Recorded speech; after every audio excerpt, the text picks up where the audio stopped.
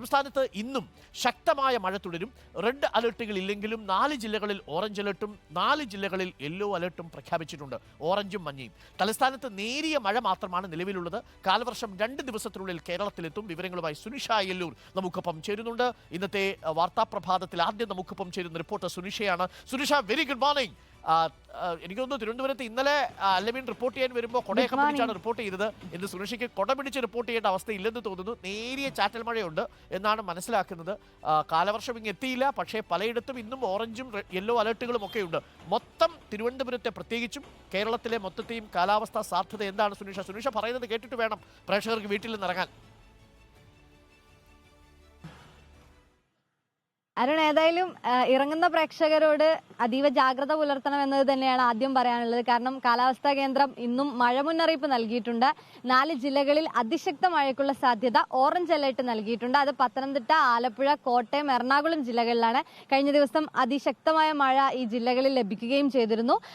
മറ്റ് 4 ജില്ലകളിൽ yellow alert ഉണ്ട്. അത് തിരുവനന്തപുരം, കൊല്ലം, തൃശൂർ, ഇടുക്കി ജില്ലകളിലാണ്. അങ്ങനെ 8 ജില്ലകളിലാണ് ഇന്ന് മഴ മുന്നറിയിപ്പ് ഉള്ളത്. വരുന്ന മണിക്കൂറുകളിൽ ഒരുപക്ഷെ ഈ 10 മണിയാകുമ്പോൾ വീണ്ടും മഴ മുന്നറിയിപ്പ് മാറും. അങ്ങനെയാണ് കഴിഞ്ഞ ദിവസം റെഡ് അലർട്ടൊക്കെ ഉണ്ടായിരുന്നത്. അത്തരത്തിൽ മഴ കനക്കുകയാണെങ്കിൽ അലർട്ടുകളിൽ വ്യത്യാസം ഉണ്ടാകുമെന്നതാണ്. അത് 10 മണിയോടുകൂടി നമുക്ക് അറിയാൻ പറ്റും. നിലവിൽ ഇപ്പോൾ 8 ജില്ലകളിലാണ് മഴ മുന്നറിയിപ്പുള്ളത്. അതിൽ 4 ജില്ലകളിൽ ഓറഞ്ച് അലർട്ടും 4 ജില്ലകളിൽ യെല്ലോ അലർട്ടും നൽകിയിട്ടുണ്ട്. ഇനി അലർട്ട് ഇല്ല എന്ന് കരുതി മറ്റു ജില്ലകളോടും കൃത്യമായ ജാഗ്രത പാലിക്കാൻ നിർദ്ദേശം നൽകിയിട്ടുണ്ട്. അതായത് മലയോര മേഖലകളിലും തീരദേശത്തുമൊക്കെ ഓറഞ്ച് അലർട്ടിനടക്കം സമാനമായ ജാഗ്രത പുലർത്തണമെന്നൊരു നിർദ്ദേശമാണ് നിലവിൽ നൽകിയിരിക്കുന്നത്.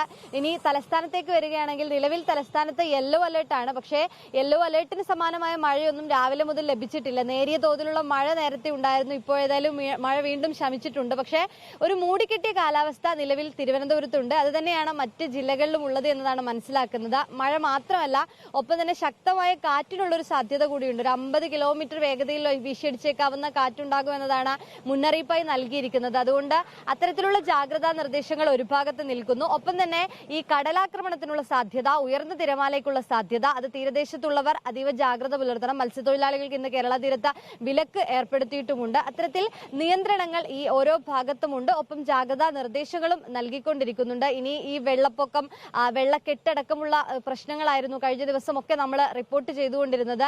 നിലവിൽ ഏതായാലും തലസ്ഥാനത്ത് ഒരുപക്ഷെ ഇന്നലെയൊന്നും തന്നെ ശക്തമായ ഒരു മഴ ഉണ്ടായിരുന്നില്ല. അതുകൊണ്ട് ഈ വെള്ളക്കെട്ടിനൊക്കെ നേരിയ തോതിലെങ്കിലും ശമനം ഉണ്ടായിട്ടുണ്ട് എന്നതാണ്. ഇനി ഒരു കനത്ത മഴ പെയ്യുകയാണെങ്കിൽ വീണ്ടും വെള്ളക്കെട്ട് രൂക്ഷമാകുമെന്നൊരു ആശങ്ക നിലനിൽക്കുന്നുമുണ്ട്. ഒപ്പം ഈ കാറ്റിന്റെ ഒരു പശ്ചാത്തലത്തിൽ ശക്തമായ കാറ്റിൽ പലയിടത്തും മരം വീഴുന്ന ഒരു സാഹചര്യം, മരം വീണ് ഗതാഗതം തടസ്സപ്പെടുന്നു, വാഹനത്തിന് മുകളിൽ മരം വീഴുന്നു, അത്തരത്തിലുള്ളൊരു സാഹചര്യം ഉണ്ടായിരുന്നു. അത് കഴിഞ്ഞ ദിവസമൊക്കെ പലയിടത്തും ഇത്തരത്തിൽ ഗതാഗത തടസ്സമൊക്കെ ഉണ്ടായിരുന്നു. ഏതായാലും അതിനുള്ള നിർദ്ദേശങ്ങൾ കൂടി നൽകിയിട്ടുണ്ട്. അതിനുള്ള സാധ്യത കൂടുതലാണ്. അത്തരത്തിലുള്ള നിർദ്ദേശങ്ങൾ കൂടി ഏതായാലും ദുരന്ത നിവാരണ അതോറിറ്റിയുടെ ഭാഗത്തു നിന്നും ഉണ്ടാകുന്നുണ്ട്. ഏതായാലും കാലവർഷം അടുത്തിരിക്കുകയാണ്. മൺസൂൺ കാറ്റ് ശക്തമായിട്ടുണ്ട്. വരുന്ന ദിവസങ്ങളിൽ, വരുന്ന മണിക്കൂറുകളിൽ തന്നെ മഴ ശക്തമാകാനുള്ള ഒരു മുന്നറിയിപ്പാണ് കാലാവസ്ഥാ കേന്ദ്രം നൽകുന്നത്. കാലവർഷം ഇങ്ങ് എത്തിക്കഴിഞ്ഞിരിക്കുന്നു. കാലവർഷത്തിന് മുന്നോടിയായുള്ള മഴ എന്നാണോ കാലാവസ്ഥാ നിരീക്ഷണ കേന്ദ്രം പറയുന്നത്? നേരത്തെ പറഞ്ഞത് 31-ാം തീയതി തന്നെ കാലവർഷം എത്തി ഇവിടെ രജിസ്റ്ററിൽ ഒപ്പുവെക്കുമെന്നാണ്. ഇതിപ്പോൾ 2 ദിവസം മുമ്പ് തന്നെ കാലവർഷം ഇങ്ങെത്തി. നമ്മുടെ ഇന്നസെന്റ് പറയുന്നത് പോലെ ഞങ്ങൾ 2 ദിവസം മുമ്പേ പുറപ്പെട്ടു എന്നൊരു അവസ്ഥയാണോ